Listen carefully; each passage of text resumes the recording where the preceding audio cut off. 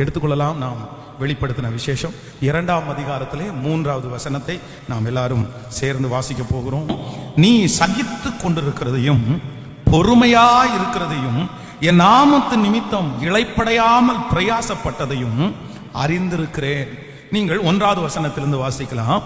எபேசு சபையின் தூதனுக்கு நீ எழுத வேண்டியது என்னவெனில், 7 நட்சத்திரங்களை தம்முடைய வலது கரத்தில் ஏந்தி கொண்டு 7 புன் கொத்து விளக்கின் மத்தியிலே உலாவிக் கொண்டிருக்கிறவர் சொல்லுகிறதாவது, உன் கிரியைகளையும் உன் பிரயாசத்தையும் உன் பொறுமையையும் நீ பொல்லாதவர்களை சகிக்க கூடாமல் இருக்கிறதையும் அப்போஸ்தலர் அல்லாதவர்கள் தங்களை அப்போஸ்தலர் என்று சொல்லுகிறதையும் நீ சோதித்து அவர்களை பொய்யர் என்று கண்டறிந்ததையும் நீ சகித்து கொண்டிருக்கிறதையும் பொறுமையாயிருக்கிறதையும் என் நாமத்தின் நிமித்தம் இளைப்படையாமல் பிரயாசப்படுகிறதையும் நான் அறிந்திருக்கிறேன். ஆமென். ஆண்டவருடைய பிள்ளைகளே, ஆண்டவர் வருகிற நாட்களிலே வருகிற சபைகளை குறித்து அந்த சபைகளுக்கு ஒரு எச்சரிப்பை கொடுக்கும்படியாக, அவர்கள் எந்த காரியத்துல நல்லா இருக்காங்க, அவங்க எந்த காரியத்துல விழுந்து போனாங்க, இல்லைன்னா வீக்கா இருக்காங்க அப்படின்றதை குறித்து ஒவ்வொரு சபைகளை குறித்து ஆண்டவர் இந்த இடத்திலே பேசிக்கொண்டே இருக்கிறார். அப்போ அவர் முதலாவதாக இந்த எபேசு சபையை குறித்து அவர் ரொம்ப பெருமை கொள்ளுகிறார். நீ இந்த மாதிரி எல்லாம் இருக்க, நீ இந்த மாதிரி எல்லாம் செய்யற, நீ என்னுடைய அன்பிற்கு தூரமானவன் அல்ல, ஆனால் உன்னிடத்தில் ஒன்னே ஒன்ன மட்டும்தான் நான் எதிர்பார்க்கிறேன்.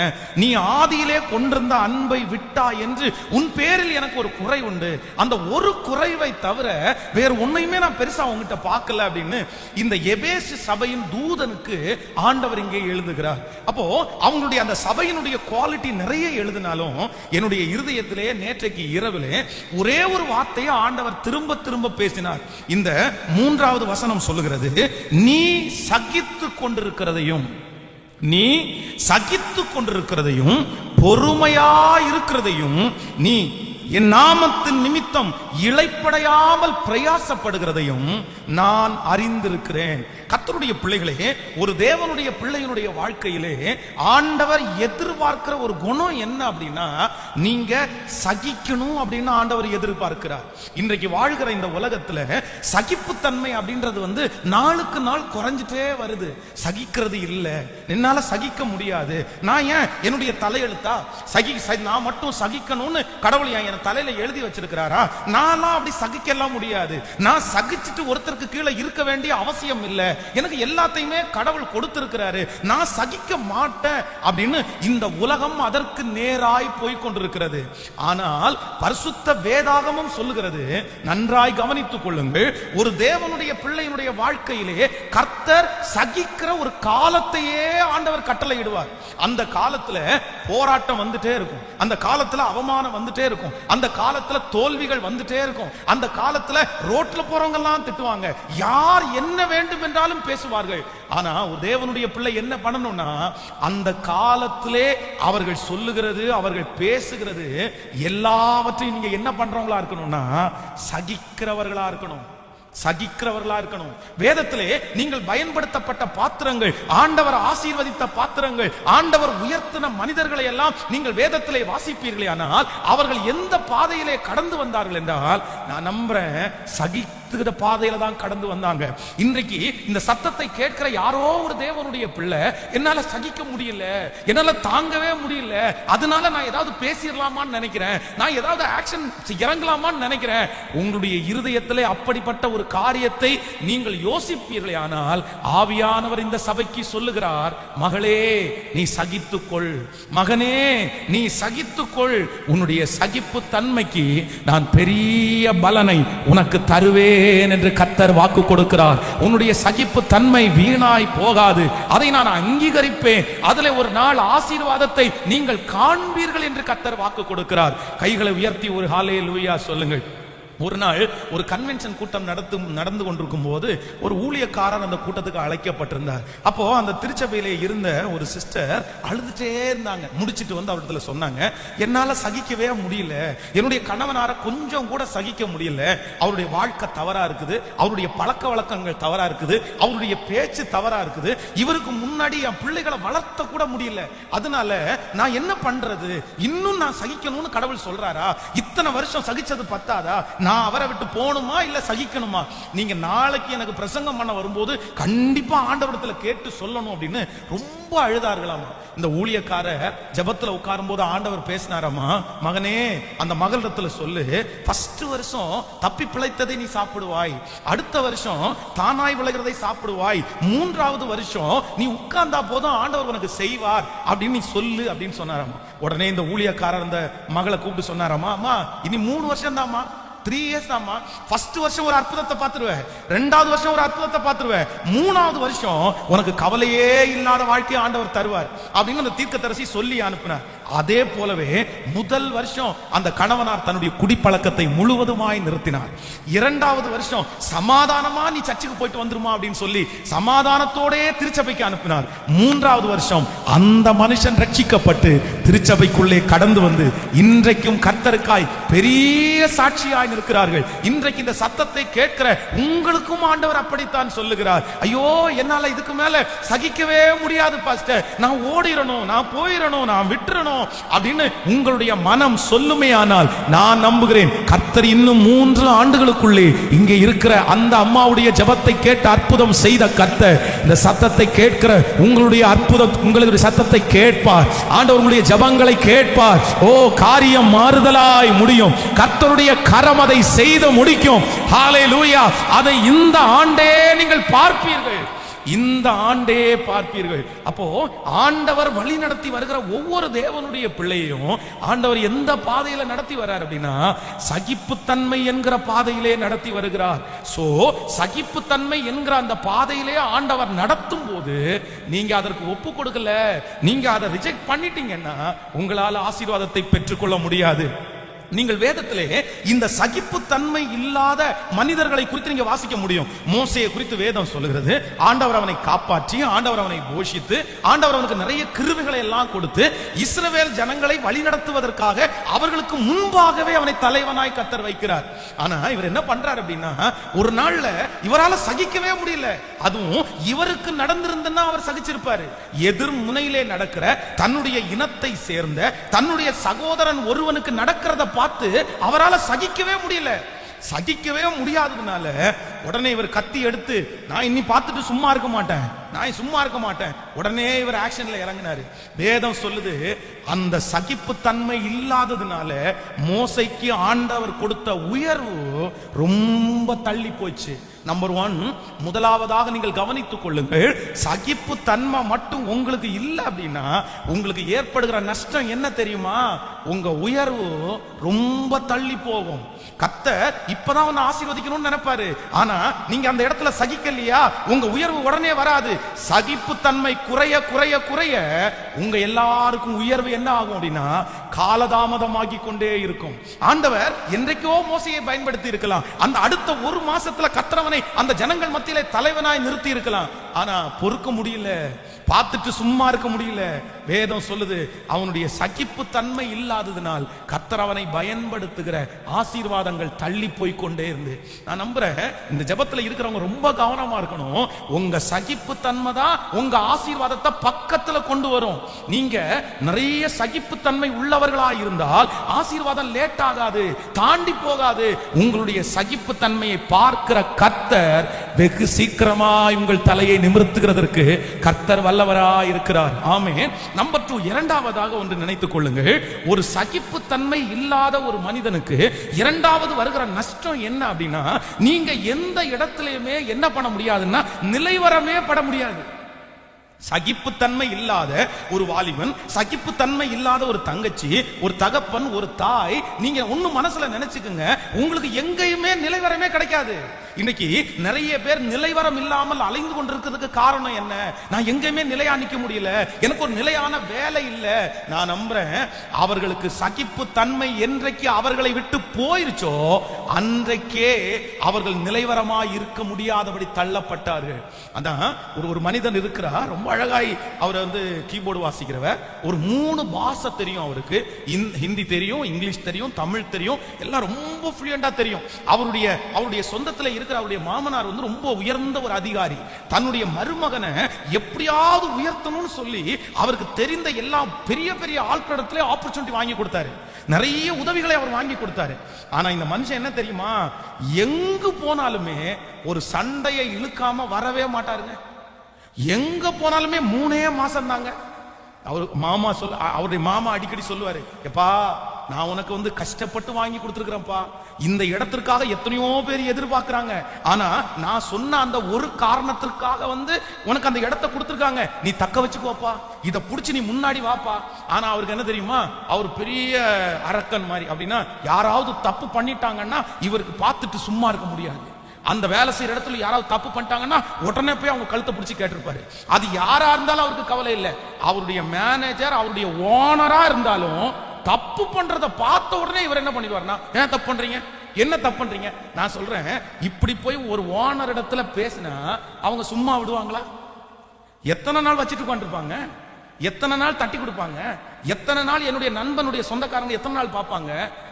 சில ஆண்டவருடைய பிள்ளைகளுக்கு இந்த மாதிரி அறிவே இருக்கிறது இல்லைங்க, அறிவே இருக்கிறது இல்லை. அந்த இடத்துல போனா நான் நம்புறேன், நம்மளை திட்டாதவங்க யாராவது இருப்பாங்களா? 4 ஏச்சு பேச வாங்க வேண்டியதான், 4 பேச்சு நம்ம வாங்க வேண்டியது இருக்கும்.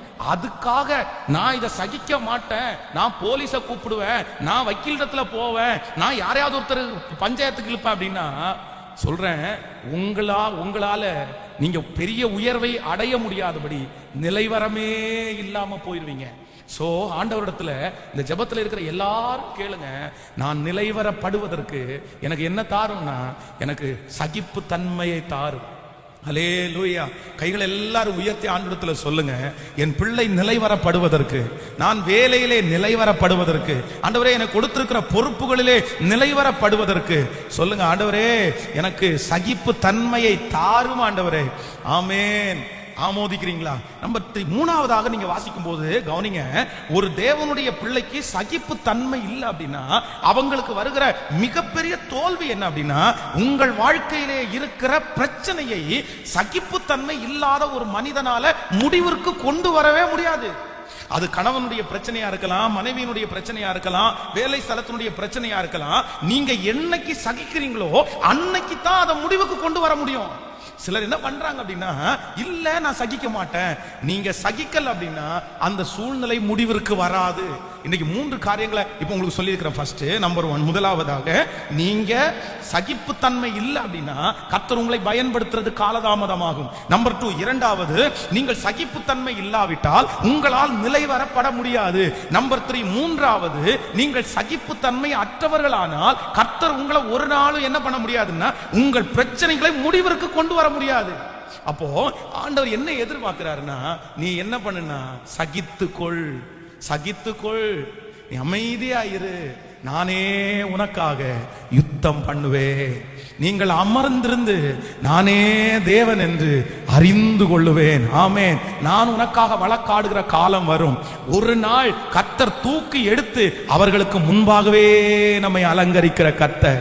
ஆமென். சொல்லுங்கள், கைகளை இன்னொரு விசை கூட உயர்த்தி சத்தமாய் ஒரு 5 விசை கர்த்தரிடத்துல கேட்போம். தேவரீர் எனக்கும் என் பிள்ளைகளுக்கும் சகிப்பு தன்மையை தாரும், நான் கொஞ்ச நேரம் சகித்து கொள்ளணும். சொல்லுங்க, அப்பா அந்த சகிக்க கூடிய பலன் உங்களால மட்டும்தான் வரும் ஆண்டவரே.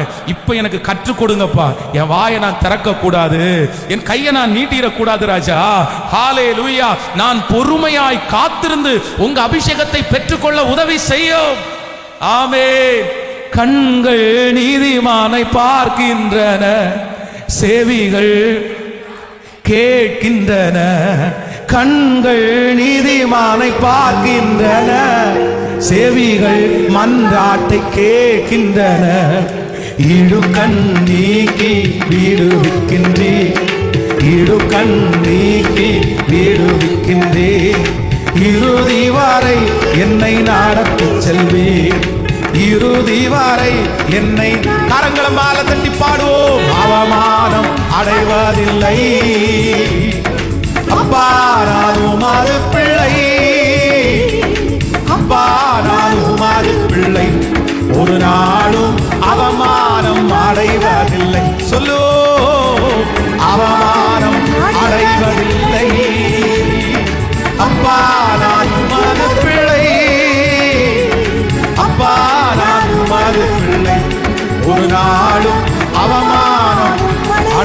இருப்பதில்லை.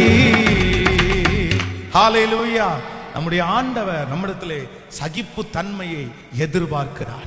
ஆமென். இந்த வசனத்தை நான் தியானித்துக் கொண்டிருக்கும் போது இந்த சகிப்பு தன்மையினாலே வருகிற 3 விதமான ஆசீர்வாதங்களை குறித்து ஆண்டவர் என்னோடு கூட பேசினார். நான் வேகமாய் உங்களுக்கு சொல்லி நான் ஜெபிக்க போகிறேன். வாசிக்கலாம். முதலாவதாக 2 தீமோத்தேயுவின் புத்தகம், ஸ்தோத்திர, அப்போஸ்தலனாகிய பவுல் தீமோத்தேயுவுக்கு எழுதின 2வது நிருபத்திலே 2ஆம் அதிகாரம் 11வது வசனத்தை நம்ம வாசிக்க போகிறோம். எல்லாரும் எடுத்துக்கொள்ளலாம். ஸ்தோத்திரம். 2 தீமோத்தேயு 2வது அதிகாரம் 11வது வசனம். இந்த வார்த்தை உண்மை உள்ளது. என்னவெனில், நாம் அவரோட கூட மரித்தோமேயானால் அவரோட கூட பிழைத்தும் இருப்போம். 12வது வசனத்தை வாசிக்கலாம். அதை கூட, அவரோடு கூட பாடுகளை சகித்தோமேயானால் அவரோடு கூட ஆளுகையும் செய்வோம். நாம் அவரை மறுதலித்தால் அவரும் நம்மை மறுதலிப்பார். கவனிங்க ஆண்டவருடைய பிள்ளைகளே, வேத வசனம் சொல்லுகிறது, அவரோடு கூட பாடுகளை சகித்தோமேயானால் அவரோடு கூட ஆளுகையும் செய்வோம். அப்படி என்றால் இந்த வசனம் போதிக்கிறது, நமக்கு முன்பாக இருந்த ஆண்டவராகிய இயேசு கிறிஸ்து, நமக்காக அடிச்சுவடுகளை பின்விட்ட ஆண்டவராகிய இயேசு கிறிஸ்து என்ன பண்ணினாராமா? அவருக்கு வல்லமை இருந்துச்சு, அவருக்கு எதிர்க்கக்கூடிய திராணி இருந்துச்சு, அவர் என்ன வேண்டும் என்றாலும் செய்திருக்கலாம். ஆனா அவருக்கு வந்த நிந்தைகள், அவமானங்கள், பாடுகள் எல்லாவற்றையும் நம்முடைய ஆண்டவர் என்ன பண்ணினார் அப்படின்னா சகித்தார். அவர் சகித்ததுனால அவர் இன்னைக்கு தேவனுடைய பெரிய பர்வதத்திலே நமக்கு கர்த்தராய் அவர் வீற்றிருக்கிறார். அப்போ ஒன்று நினைத்துக் கொள்ளுங்கள், ஒரு தேவனுடைய பிள்ளை கர்த்தரை போல பாடுகளை நீங்கள் சகிப்பீர்களேயானா உங்களுக்கு கிடைக்கிற முதல் பிளஸிங் என்ன, முதல் ஆசீர்வாதம் என்ன அப்படின்னா, கர்த்தர் உங்களை தலைவனாய் தலைவியாய் கர்த்தர் மாற்றுவார். நான் தீர்க்க தரிசனமா சொல்றேன், யாருக்கெல்லாம் அதிகமான சகிப்பு தன்மை இருக்கிறதோ அவங்கள உங்க வேலை ஸ்தலத்துல கர்த்தர் தலைவன் என்கிற போஸ்டிங்ல கொண்டு போவாரு, தலைவி என்கிற போஸ்ட்ல கொண்டு போவாரு. நான் நம்புறேன், உங்களை நம்பி கர்த்தர் ஜனங்களை தருவார், உங்களை நம்பி கர்த்தர் பொறுப்புகளை தருவார், உங்களை நம்பி கர்த்தர் கொஞ்சம் வேற வேலைக்கு தந்து நீங்கள் அவர்களுக்கு அதிகாரியா இருக்கிற அந்த அபிஷேகத்தை தேவனே உங்களுக்கு தருவார். ஆனா சகிப்பு தன்மை இல்லாத ஒரு மனுஷன் ஒரு நாள் என்ன ஆயிர முடியாதுன்னா அவன் தலைவனாகவே முடியாது. நீங்கள் யோசேப்பினுடைய வாழ்க்கை சரித்திரத்தை வாசிக்கும் போது 14 வருடங்கள் அவன் சகித்து கொண்டே இருந்தான். அவனுக்கு காரணம் இல்லாமல் காயங்கள் வந்தது, ஏளனமான வார்த்தைகள் அவனுக்கு நேராய் வந்தது, சிறைச்சாலையிலே அவன் தள்ளப்பட்டான். எல்லா காரியத்தையும் பொறுமையோட, ஒரு வார்த்தையை கூட ஆண்டவரை மறுதலிக்காம, கர்த்தரை தூசிக்காம, கர்த்தரை திட்டாம, கிட்டத்தட்ட ஒரு 15 ஆண்டுகள் எல்லாவற்றையும் சகித்தான். சரி, வர்றதெல்லாம் பரவாயில்ல, நான் சகிச்சுக்கிறேன். ஆண்டவருடைய வேதம் சொல்லுது, அவனுக்கு என்ன ஆசீர்வாதத்தை கர்த்தர் கொடுத்தார் அப்படின்னு சொன்னா, அந்த நாட்கள் முடிந்த உடனே சகிப்பு தன்மையில இருந்த அந்த மனுஷனுக்கு அந்த தேசத்தையே ஆளுகிற கிருபையை கர்த்தர் அவன் மேல் வைத்தார். நீங்க ஆதியாகமம் 41ஆம் அதிகாரம் 38வது வசனத்தை வாசித்தீர்களானால் தெரியும், எடுத்துக்கொள்ளலாம். ஆதியாகமம் 41ஆம் அதிகாரத்திலே 41ஆம் அதிகாரம் 38வது வசனத்தை வாசிக்கலாமா? 38வது வசனத்தை நாம் வாசிக்கும் போது வேதம் சொல்லுகிறது, அப்பொழுது பார்வோன் தான் ஊழியக்காரனை நோக்கி, தேவ ஆவியை பெற்ற இந்த மனுஷனை போல வேறு ஒருவன் உண்டோ என்றான். பின்பு பார்வோன் யோசேப்பை நோக்கி, தேவன் இவை எல்லாவற்றையும் உனக்கு வெளிப்படுத்தி இருக்கிறபடினால் உன்னை போல விவேகமும் ஞானமும் உள்ளவன் வேறு ஒருவனும் இல்லை. நீ என் அரண்மனைக்கு அதிகாரியாயிருப்பாய், உன் வாக்கின்படியே என் ஜனங்கள் எல்லாரும் அடங்கி நடப்பார்கள். சிங்காசனத்தில் மாத்திரம் உன்னிலும் நான் பெரியவனாயிருப்பேன். பின்னும் பார்வோன் யோசேப்பை நோக்கி, பார், எகிப்து தேசம் முழுமைக்கும் உன்னை அதிகாரியாக்கினேன் என்றான். கரங்களை தட்டி நம்முடைய தேவனாகிய கர்த்தருக்கு ஹல்லேலூயா. இன்றைக்கு பொல்லாதவர்களை சகித்துக் கொண்டிருக்கிற ஆண்டவருடைய பிள்ளையே, வெகு சீக்கிரத்திலே கர்த்தர் உங்களை அநேகத்தின் மேல கர்த்தர் உன்னை அதிகாரியாய் கர்த்தர் மாற்றப் போகிறார். தலைமைத்துவம் உங்களுடைய தலையின் மேல் இருக்கிறது. ஓ, பதவி உயர்வு உங்கள் தலையின் மேல் இருக்கிறது. நீங்கள் ஆண்டு கொள்ளுவீர்கள். சத்தமாய் ஆமென் சொல்லுங்கள். கர்த்தர் ஆளுகையினுடைய அபிஷேகத்தை கர்த்தர் உங்களுக்கு தருவாரு. ஆனா சகிப்பு தன்மை இல்லாதவர்களுக்கு என்ன கிடைக்காதுன்னா ஆளுகை கிடைக்கவே கிடைக்காது. இந்த சாட்சியை உங்களுக்கு தெரிய வேண்டும் என்று நான் சொல்றேன். நீங்க ஒருவேளை இதற்கு முன்பாக நீங்கள் கேட்டிருக்கலாம். நாங்கள் வேதாகம கல்லூரியிலே படிக்கும்போது பாத்தீங்க அப்படின்னா, என் கூட வந்து அந்த வேதாகம கல்லூரியிலே என்னோடு கூட படிக்கிறதுக்காக ஜாயின் பண்ணவங்க 20க்கும் மேற்பட்டவர்கள் அதுல கலந்து கொண்டாங்க. 20 பேருக்கு மேல உள்ளவங்க தான் அந்த ஃபர்ஸ்ட் இயர் நாங்க வந்து அந்த காலேஜ்ல என்டர் ஆகும்போது அத்தனை பேர் அப்ளிகேஷன் போட்டு எல்லாரையும் சாங்ஷன் பண்ணி 20 பேருக்கு மேல நாங்க வந்து அங்க உட்கார்ந்தோம். ஆனா அந்த 3 ஆண்டு முடிக்கும் போது எத்தனை பேர் பைபிள் காலேஜ் முடிச்சோம் அப்படின்னா, வெறும் 12 பேர் தாங்க முடிச்சோம். 12 பேர் தான் முடிச்சோம். இடையில நிறைய பேரால என்ன பண்ண முடியல அப்படின்னா, அங்க இருக்கிற அந்த சூழ்நிலையை சகிக்கவே முடியல. ஒருத்தர் சொல்றாரு, சாப்பாடு இங்க சுத்தமா சரியில்லைங்க. ஒருத்தர் சொல்றாரு, இங்க ரொம்ப வேலை வாங்குறாங்க. ஒருத்தர் சொல்றாரு, ஐயோ சும்மா ஜபம்ன்றாங்க. இப்படியே சகிக்க முடியாம 1000 காரணம் சொல்லிட்டு எத்தனையோ பேர் போயிட்டாங்க. அவங்க யாரும் ஊழியத்துல இல்ல. ஆனா நான் நம்புறேன், அந்த 12 பேரும் இன்னைக்கு கர்த்தருடைய ஊழியத்தை அழகாய் செய்கிறார்கள், ஆச்சரியமாய் செய்கிறார்கள். ஒரு விசை நான் 3ஆம் ஆண்டு படிக்கும் போது 2வது வருஷம் படிக்கிற ஒரு பிரதரும் நானும் வந்து என்ன வந்து ஒரு அந்த செடி தொட்டி எடுக்கிறதுக்காக வெளியே அனுப்புறாரு வார்டன். அப்ப வந்து இந்த ட்ரை சைக்கிள் ஒன்று இருந்துச்சு, இந்த பெரிய ட்ரை சைக்கிள். அப்ப அந்த ட்ரை சைக்கிள்ல நான் உள்ள உட்கார்ந்து இருக்கிறேன், அவர் ஓட்டிட்டு இருக்கிறாரு. அப்ப நாங்க போய் அந்த செடிகளை எல்லாம் ஏத்தி வச்சு அதுக்கு மேல நான் உட்கார்ந்தேன், அவர் இந்த ட்ரை சைக்கிளை ஓட்டிட்டே இருக்கிறாரு. வந்துட்டோம். அப்ப அவங்க அம்மா மட்டும் ஒரு டீ கொடுத்தாங்க. அந்த டீயை குடிச்சிட்டு நாங்க வேகமா போனோம், வேகமா இப்ப வரணும்னு அவர் இங்க இருந்தே சொல்லும் போது எங்க வார்டன் சொல்லி தான் விட்டாரு, இதை பாரு இவ்வளவுதான் டைம், இதுக்குள்ள நீ வந்துடணும் அப்படின்னு. வேகமா வரும்போது அந்த ராமநாதபுரம் அப்படின்ற சிக்னல்ல வரும்போது அந்த சிக்னல் வந்து இன்னும் இருக்குது, ஒரு 60 செகண்ட் பக்கத்துல இருக்குது. அப்ப நான் அவனை பார்த்து கேட்கிறேன், டேய் இந்த மாதிரி நம்ம வந்து சிக்னல்ல வேகமா போயிடலாமா இல்ல ஸ்லோவா நிறுத்தி அதுக்கப்புறம் போயிடலாமா அப்படின்னு. உடனே அவன் என்ன சொல்றான்னா, அழுத்திடலாம் ஒரே அழுத்தா அப்படின்னு. சரிடா, நான் வந்து தொட்டியை வச்சு மேல கையை வச்சு உட்கார்ந்து இருக்கிறோம், அவன் அழுத்துறான். வேகமா அழுத்தினா கரெக்டா நாங்க வந்து அந்த சிக்னல்ல வந்து நிக்கிறோம், போட்டான். அப்போவா ஜனங்கள் எல்லாம், அது ரொம்ப முக்கியமான ஒரு சிக்னல் ராமநாதபுரம், வண்டி வந்துட்டே இருக்கும். நாங்க அந்த சிக்னல் போட்டானோ இல்லையோ அதுக்கு முன்னாடி பாதி தூரம் வந்துட்டாங்க. இப்ப பிரேக் பிடிச்சி ஆகணும். அந்த ட்ரைசைக்கிள் இருக்கிற பிரேக் பாத்தீங்கன்னா இப்படி லிவர் மாதிரி இருக்கும். அவன் லிவரை பிடிச்சி இழுத்தான் பாருங்களேன். நான் வெயிட்டு, தொட்டி வெயிட்டு, அந்த வண்டி அப்படியே கவுந்துருச்சு. கவுந்து அவன் என் மேல வண்டிக்கு மேல அவன், தொட்டி எல்லாம் உடஞ்சு போச்சு. அங்க ஒரு 200 பேர் பக்கத்துல கூட்டிட்டாங்க. என்னமோ ஆயிடுச்சு அப்படின்னு. அப்புறம் எல்லாரும் வந்து எங்களை தூக்கி விட்டு எங்களை உட்கார வச்சு ஒருத்தர் தண்ணி கொடுத்து உடஞ்ச தொட்டி எல்லாம் எடுத்து தனியா வச்சு, அப்புறம் உடம்புல எல்லாம் நிறைய இடத்துல காயமெல்லாம் பட்டுச்சு, எல்லாத்தையும் எடுத்துட்டு அப்புறம் சைக்கிளும் ஓட்ட முடியல, அது சைக்கிளும் போயிடுச்சு, அது வளைஞ்சிருச்சு. நானும் என்னாச்சுன்னா ரொம்ப அடிபட்டு நொண்டி நடந்து பைபிள் காலேஜுக்கு வந்துடும். கேட்டை திறந்த உடனே வார்டன் வந்தாரு. வந்த உடனே ஃபர்ஸ்ட் ஒரு வார்த்தை கேட்டாரு, எவ வீட்டுக்கு போயிட்டு வரீங்கன்னு கேட்டாரு. எவ வீட்டுக்கு தான் போயிட்டு வரீங்க? உடனே என் பக்கத்துல இருந்தவன் கையை முறுக்கி, பிரதர் என்ன பிரதர் இப்படி பேசுறான், உடனே கொஞ்சம் சும்மா வாடா உள்ள. கேட்ட திறந்து உள்ள வந்தா எங்களை நிக்க வச்சு 2 மணி நேரம் பேசினாரு.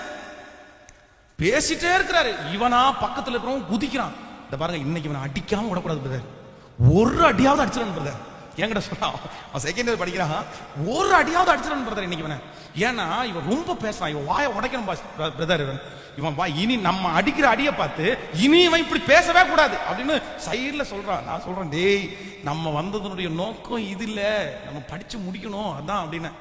அப்புறம் எப்படியோ அவன் வந்து அந்த கை வைக்காத மாதிரி தடுத்து அவனை பிடிச்சி எப்படியோ அவருடைய திட்டெல்லாம் வாங்கிட்டு கொண்டு போய் சேர்த்தாச்சு. அவன் முடிவு பண்ணிட்டான், இனி இந்த காலேஜில் நான் படிக்க மாட்டேன்னு முடிவு பண்ணி. அவன் கொஞ்சம் வசதி உள்ளவன். அவங்க அப்பாவுக்கு ஃபோன் பண்ணி என்ன ரொம்ப மோசமா ட்ரீட் பண்றாங்க, கெட்ட வார்த்தை பேசுற மாதிரிலாம் பேசுறாங்க, என்னால இருக்க முடியாது, நான் வேற காலேஜ் போறேன்னு சொல்லிட்டு உடனே இந்த காலேஜில் எனக்கு இருக்கிறதுக்கு விருப்பம் இல்லைன்னு சொல்லி அவன் டிஸ்கண்டினியூ பண்ணி போயிட்டான்.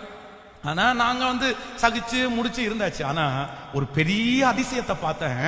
அந்த பைபிள் காலேஜில் அடுத்து 3வது ஆண்டு முடிக்கும் போது என் தலையின் மேல் அந்த பிள்ளைகளை வழி நடத்துற ஆளுகைய கர்த்தர் என் தலை மேல வச்சாருங்க.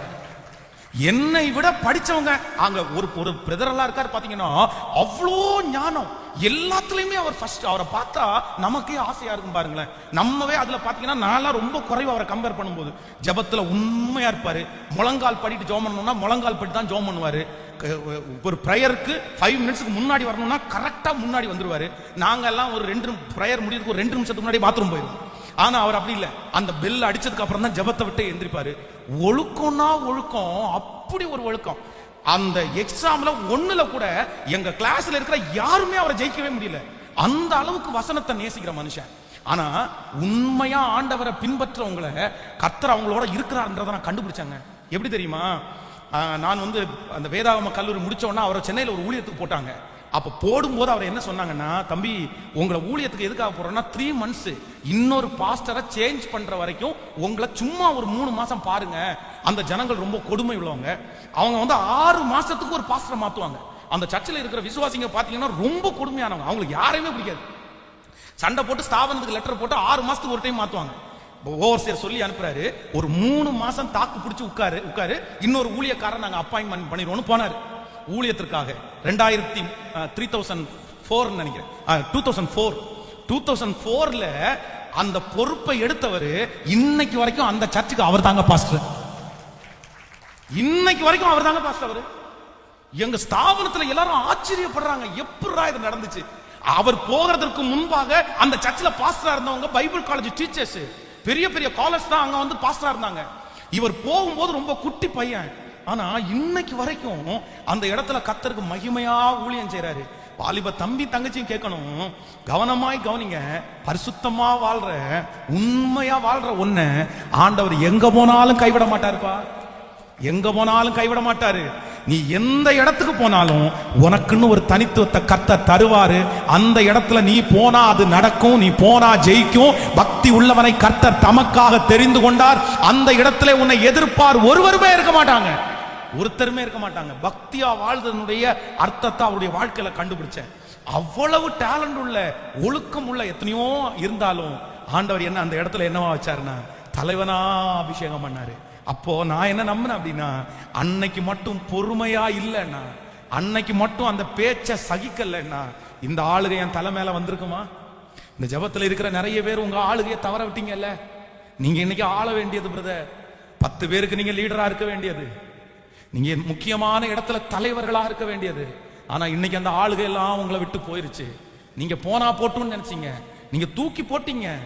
உங்களுடைய சகிப்பு தன்மை இல்லாததுனால இன்னைக்கு நீங்க ஒரு சாதாரணமான ஒரு தொழிலாளியா, சாதாரணமான மனுஷனா உட்கார்ந்துருக்கீங்க. இன்னைக்கு கர்த்தர் சமூகத்துல ஒப்பு கொடுங்க. நான் விசுவாசிக்கிறேன், ஆண்டவர் சொல்றாரு, நீ மட்டும் சகிச்ச அப்படின்னா உன்னை எப்படி நிறுத்துவேன்னா தலைவனாய் தலைவியாய். உங்களை பார்த்து நிறைய பேர் கற்றுக்கொள்ளுவாங்க, உங்களிடத்துல நிறைய பேர் தேடி வருவாங்க. அதுதான் கர்த்தருடைய பெரிய மகிமை. கைகளை உயர்த்தி கர்த்தரிடத்துல சொல்லுங்க, ஆண்டவரே என்னை தலைவனாய் தலைவியாய். இங்க இருக்கிற நிறைய பேருடைய கரத்துல ஆண்டவர் அந்த பொறுப்புகளை கர்த்தர் தருவார். ஆண்டவரே நீங்க வேலை செய்யற இடத்துல நீங்க தாங்க டீம் மேனேஜர். கர்த்தர் அப்படிதான் உங்களை வைப்பார். உங்க ஓனர் உங்களை நம்புவாங்க, உங்களுடைய தலைவர்கள் உங்களை நம்புவாங்க, உங்களுடைய கணவன் உங்களை நம்புவார், உங்க மனைவி உங்களை நம்புவாங்க. நான் சொல்றேன், இன்னைக்கு ஒருவேளை உங்களை வெறுக்கலாம், இன்னைக்கு ஒருவேளை உங்களை தகாத வார்த்தைகளால பேசலாம். ஆனா வெகு சீக்கிரத்துல ஒரு நாள் வரும், எல்லாவற்றையும் உங்கள்கிட்ட கேட்டு செய்வாங்க. அன்னைக்கு தலைவியாக நீங்க தான் சிஸ்டர் இருப்பீங்க, அன்னைக்கு தலைவனாய் நீங்க தான் பிரதர் இருப்பீங்க. அது கர்த்தர் உங்கள் மேல் வைத்த ஒரு மிகப்பெரிய அபிஷேகம். அன்றைக்கு உங்க வார்த்தையை யாரும் மீற மாட்டாங்க, உங்க வார்த்தையை தட்டவும் மாட்டாங்க. ஏன் அப்படின்னா உன்னுடைய சகிப்பு தன்மைக்கு கர்த்தர் கொடுக்கிற ஒரு மிகப்பெரிய பரிசு. நம்புறவர்கள் கரங்களை தட்டி ஓ ஹalleluya, இத்தனை நாட்கள் சகித்ததற்கு கர்த்தர் ஒரு பெரிய அவார்டை உங்களுக்கு தராம போயிருவாரோ? கர்த்தர் தராம போயிட மாட்டாரு. எந்த காரியத்துல, எந்த ஃபீல்டுல நீங்க சகிக்கிறீங்களோ அந்த இடத்துல நான் சொல்றேன், நீங்க தாங்க கிங்கு. கர்த்தர் உங்களை தான் தலைவியா. இன்னைக்கு உங்க வார்த்தை மதிக்கப்படாம இருக்குது, இன்னைக்கு உங்க சொல்லு எடுபடாம இருக்குது. ஆனா ஒரு காலம் வரும், நீங்க சொன்னா எல்லாரும் அமைதியா இருப்பாங்க. உங்க ஆமீன் சொல்லுங்க. உங்க ஆலோசனைக்காக நிறைய பேர் காத்திருப்பாங்க. உங்க ஆலோசனைக்கு மிஞ்சி இன்னொரு ஆலோசனை இருக்காது. உங்க வீட்டுல நீங்க தான் தலைவி, உங்க வீட்டுல நீங்க தான் தலைவன். ஹalleluya. அன்றைக்கு உன் கைகளை போருக்கும் உன் விரல்களை யுத்தத்திற்கும் படிப்பிக்கிற கண்மலாயாகிய கர்த்தர், அவர் உங்களை தலைவனாய் கர்த்தர் அபிஷேகம் பண்ணுவார். ஆமென் சொல்லுங்க. கர்த்தரே அதை செய்ய போறாரு. அப்போ முதலாவதாக சகிப்பு தன்மைக்கு இருக்கிற முதல் அபிஷேகம் என்ன அப்படின்னா, நான் நம்புறேன் சகிக்கிறவர்கள் கண்டிப்பா தலைமைத்துவத்துல உட்காருவாங்க. ஆமென். சில தலைவர்கள் எல்லாம் கேட்டு பாருங்க, அந்த தலைமைத்துவத்துல அவங்க இருக்கிறதுக்கே அவங்களுக்கு இருக்கிற பெரிய குவாலிட்டி என்னன்னா அவங்களுடைய சகிப்பு தன்மை தான்.